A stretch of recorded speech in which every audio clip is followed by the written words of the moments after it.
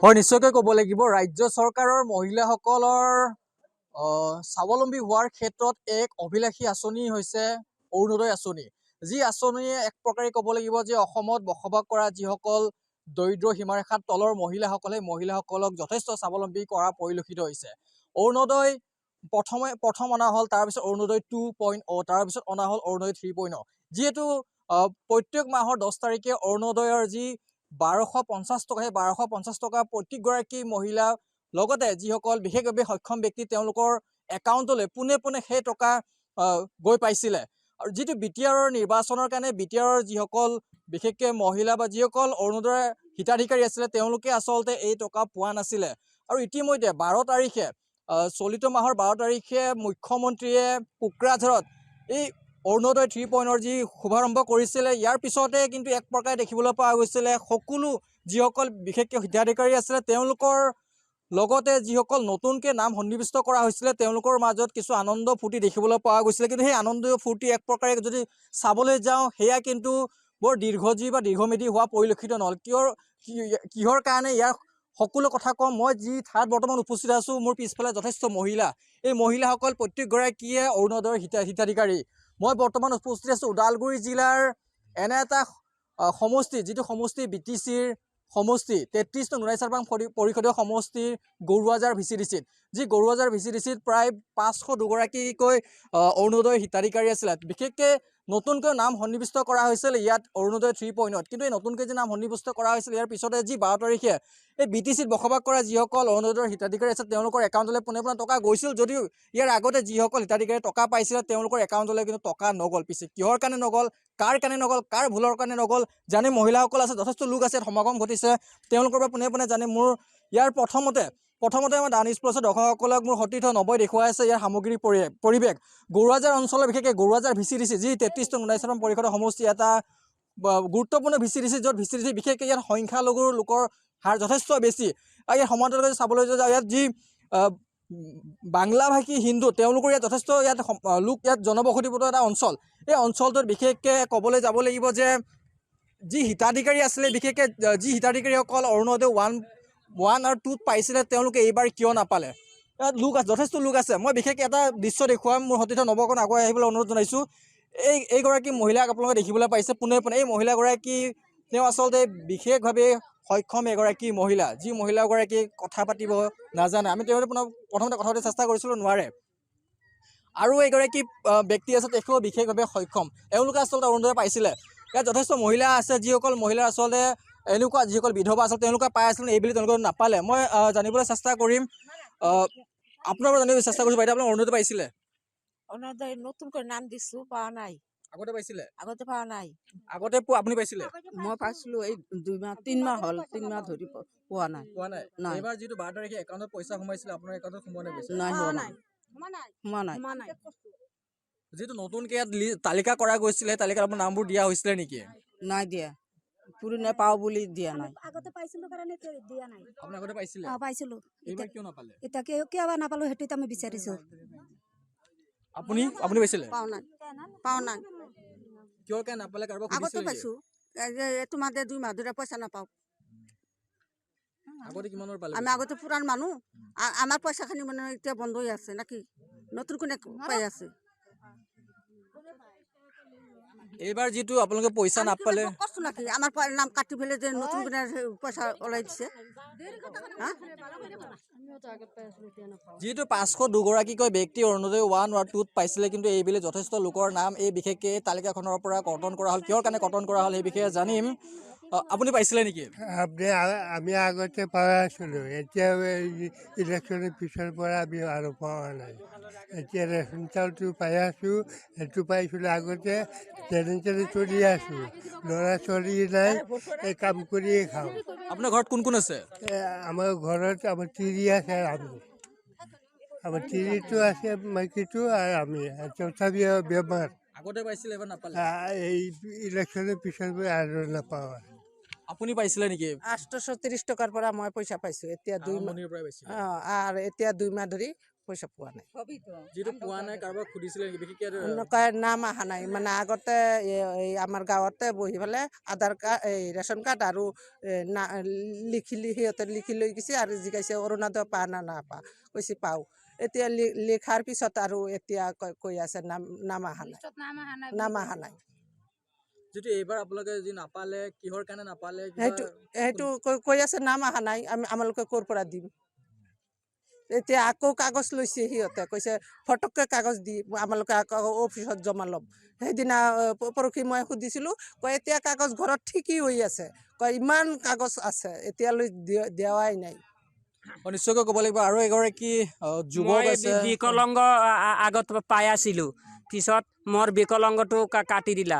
মোৰ মা নাই দেউতা নাই, ডাঙৰ ভাই ককাই একোই নাই। এটা বাইদেউ মোক কাম কৰি কৰি পুহি আছে।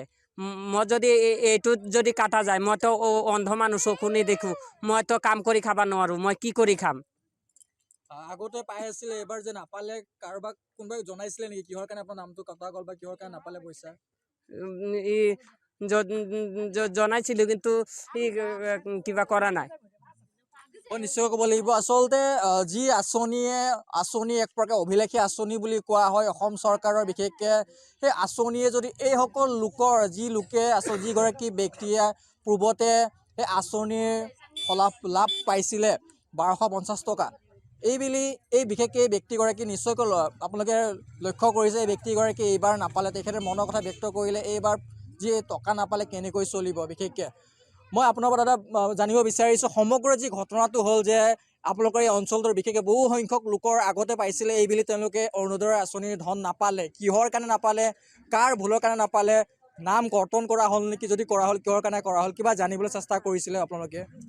নমস্কাৰ, আপোনালোকৰ জৰিয়তে মই এইখিনি কথা অৱগত কৰিব বিচাৰিছোঁ। মই এজন বিজেপিৰ সক্ৰিয় কৰ্মী হয়। মই এই DC ছাৰে যিটো আমাক 4জনীয়া এটা গ্ৰুপ বনাই দিছিল মেম্বাৰ, EPPLৰ 2জন বিজেপিৰ 2জন যে দিছিল, সেইটো সময়ত আমি নডেল অফিচাৰ আছিল চব আমাৰ মানে বুথৰ আণ্ডাৰত, মানে ভিলেজ ৱাইজত চবৰে মানে নডেল অফিচাৰ দিয়া হৈছিল এজনকৈ। সেইকাৰণে আমি কি কৰিছিলোঁ যে সেইটো আমি ধুনীয়াকৈ একদম ভেৰিফাই কৰি একদম পাৱা যোগ্য মানুহ আমি মানে হেৰি কৰি দিছিলোঁ আৰু জমা কৰিছিলোঁ, BDO ছাৰৰ হাতত জমা কৰিছিলোঁ। জমা কৰাৰ পিছত আমি এতিয়া এই বৰ্তমানত আমি এনেকৈ গম পাইছোঁ যে এই BDO ছাৰে এটা লিষ্ট দিছে নতুনকৈ, যিটো আমাৰ BTCত চৰকাৰ হ'ল, BPFৰ নেতৃত্বত চৰকাৰ, সেই চৰকাৰৰ নেতৃত্বত এজন চেয়াৰমেনো হৈছে আমাৰ গৰিয়াজৰ BCDCৰ চেয়াৰমেন।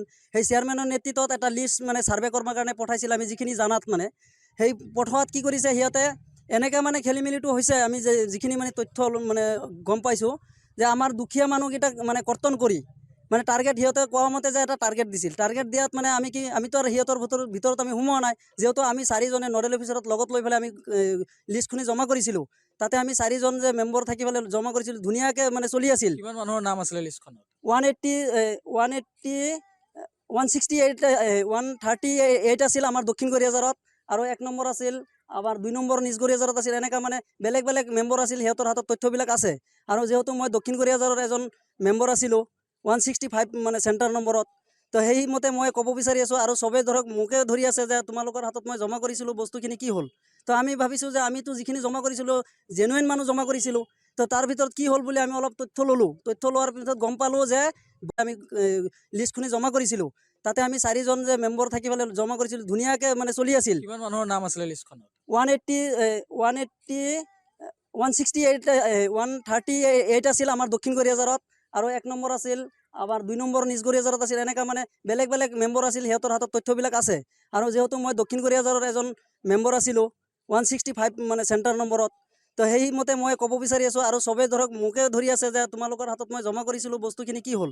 তো আমি ভাবিছোঁ যে আমিতো যিখিনি জমা কৰিছিলোঁ জেনুইন মানুহ জমা কৰিছিলোঁ, তো তাৰ ভিতৰত কি হ'ল বুলি আমি অলপ তথ্য ল'লোঁ। তথ্য লোৱাৰ পিছত গম পালোঁ যে বৰ্তমানৰ চেয়াৰমেনে কি কৰিছে, বস্তুখিনি মানে সিহঁতৰ এটা টাৰ্গেট দিয়া বুলি আমাক কৈছে যে 32টা না 36টা টাৰ্গেট দিয়া বুলি কৈছিল BDO ছাৰৰ পৰা বুলি, এনেকুৱা মানে শুনা পাইছোঁ, চেয়াৰমেনে আমাক নিজে কৈছে।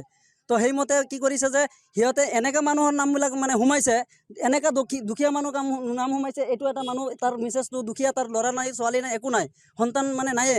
তো সেইজন এনেকুৱা বহুত ধৰণৰ মানুহ আছে। এইজনৰ মানুহটো বাইদেউটোৰ পইচাটো সোমাই আছিল। তো এনেকুৱা বহুত মানে বিকলিংগ, বিধৱা, আৰু আমাৰ দুখীয়া মানুহ যে নদীত বেলচা মাৰি খোৱা মানুহ এনেকুৱা মানুহ আমাৰ তাতে দক্ষিণ গোৱালপাৰাত বহুত আছে। SC ৰিজাৰ্ভেশ্যন কোঠা হয়, আমাৰ মাইনৰিটি ভাইসকলো মানে আমাৰ বাইদেউসকলো আছে।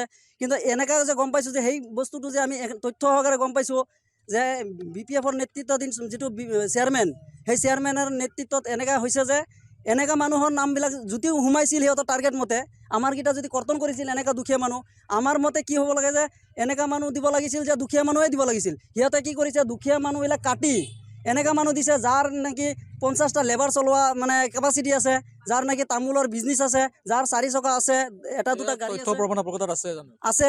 আমি এইটোৱে আমি হেমন্ত ছাৰক আমি অৱগত কৰা মানে অনুৰোধ কৰি আছোঁ যাতে আমাৰ তাতে অতি সোনকালে এটা ভেৰিফিকেশ্যন পঠাব লাগে ওপৰৰ পৰা, যাতে যদি আমি তথ্য দিব নোৱাৰোঁ আমাক যি শাস্তি দিব লাগে আমি মাথা পাতি লৈ ল'ম, ৰাইজে যি শাস্তি দিব সেইটো আমি মানি ল'ম। কিন্তু আমাৰ কথা হ'ল কি, যদি BCTC চেয়াৰমেনে এইখিনি কৰিব নালাগিছিল মোৰ মতে, কিন্তু যদিও সিহঁতে কৰিছে সেই বস্তুখিনি মানে সোনকালে শুধৰণি কৰি মানে আমাৰ দুখীয়া মানুহে পোৱাকৈ এটা ডিচিশ্যন ল'ব লাগে। মোৰ এইটোৱে হেমন্ত ছাৰৰ তাতে আৰু আমাৰ যিটো আমাৰ অৰুণোদয়ৰ DC ছাৰে হওক বা আমাৰ BDO ছাৰে হওক বা আমাৰ চেয়াৰমেনেই হওক, চবকে মই অনুৰোধ কৰি আছোঁ যাতে সেইখিনি বস্তু গৰীব মানুহে পাব লাগে।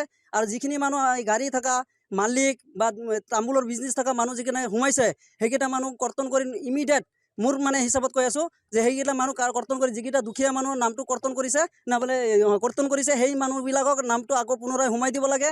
আৰু মই এটা BJPৰ কৰ্মী, মোৰ ওপৰতে BPFৰ 2-1জন নেতাই মানে আমাৰে দক্ষিণ কোৰিয়াজাৰৰ 2-1জন নেতাই এনেকুৱা কৈছে যে সুজিতেই কাটিছে, BJPত ভোট দিয়াৰ কাৰণে কাটিছে বুলি মহিলা মানুহক এনেকুৱা উচুটনি কৰি দিছিল। নামটো নকওঁ, যদি সময়ত যদি যেতিয়া দৰকাৰ লাগিব ওপৰৰ পৰা যদি ভেৰিফিকেশ্যন আহে মই সেইটো তথ্য সহকাৰে আমি কৈ ল'ম। আৰু মাইকীকেইটাক এনেকুৱা উচুটনি দিছে, সুজিতক ধৰি পেলাই বান্ধি কোবাক বুলিও এনেকুৱা BPFৰ 2-1জন কৰ্মীয়ে এনেকুৱা কৈছে। তো সেইকাৰণে মই অনুৰোধ কৰি আছোঁ চবকে, সেইকাৰণে আজি মই মানে বাধ্য হৈছোঁ যে আমি মহিলাবিলাক একগোট কৰি আমি মানে এই চৰকাৰক জনাই দিয়াৰ কাৰণে বা হেমন্ত ছাৰক জনাই দিয়াৰ কাৰণে আমি এইখিনি মানে কৰি দিছোঁ।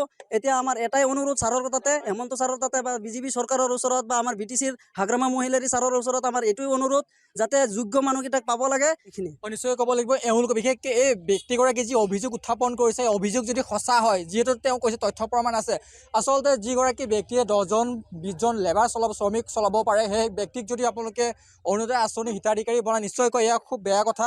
আৰু এটা কথা ক'ব লাগিব যে আমাৰ এই বিশেষকৈ এই প্ৰতিবেদনটো পোনপটীয়াকৈ আমি মুখ্যমন্ত্ৰী ডাঙৰীয়ালৈ এৰিছোঁ। বিশেষকৈ এই প্ৰতিবেদনটো চোৱাৰ পিছত এইসকল ব্যক্তি, যি ব্যক্তি আপোনালোকে পোনপটীয়াকৈ প্ৰত্যক্ষ কৰিছে, এই ব্যক্তিসকলৰ নাম কৰ্তন কৰা হৈছে। কিহৰ কাৰণে, কাৰ ভুলৰ কাৰণে এওঁলোকৰ অভিযোগ, নতুনকৈ যি চেয়াৰমেন হৈছে বিশেষকৈ এই গৰুৱাজাৰ VCTCৰ, তেওঁৰ ভুলৰ কাৰণে, নতুবা যি BLO আছিলে, যি BLO এটা সময়ত ভেৰিফিকেশ্যন কৰিছিলে, নতুন নাম সন্নিৱিষ্ট কৰিছিলে, তেওঁৰ ভুলৰ কাৰণে, নাজানো কাৰ ভুলৰ কাৰণে বিশেষকৈ এইসকল ব্যক্তিৰ নাম কৰ্তন কৰা হৈছে। ইয়াৰ তদন্ত হ'ব লাগে বিশেষকৈ, আৰু এই তদন্তৰ পাছতে এইসকল ব্যক্তিৰ যি নাম কৰ্তন কৰা হৈছিলে, বিশেষকৈ এই যথেষ্ট লোক মোৰ পিছফালে আপোনালোকে চাইছে, এই লোকসকল এটাই অভিযোগ, এইসকল লোকে পূৰ্বতে যি যেনেধৰণে অৰুণোদয় আঁচনিৰ লাভালাভ পাইছিলে, এই বিলেও এই লাভালাভ যাতে পায় তাৰ বাবে বিশেষকৈ তেওঁলোকে অনুৰোধ জনাইছে। আৰু আমাৰ এই প্ৰতিবেদনৰ জৰিয়তে মুখ্যমন্ত্ৰী ডাঙৰীয়ালৈ আমাৰ এটাই আহ্বান, বিশেষকৈ এইসকল লোকৰ নাম কৰ্তন নকৰি তদন্ত কৰি বিশেষকৈ এইসকল লোকে যি পাইছিলে সেই পোৱাটো বিশেষকৈ আৰু চাওক, আৰু এইসকল লোকক এই আঁচনিৰ লাভালাভ দিয়াৰ চেষ্টা কৰক।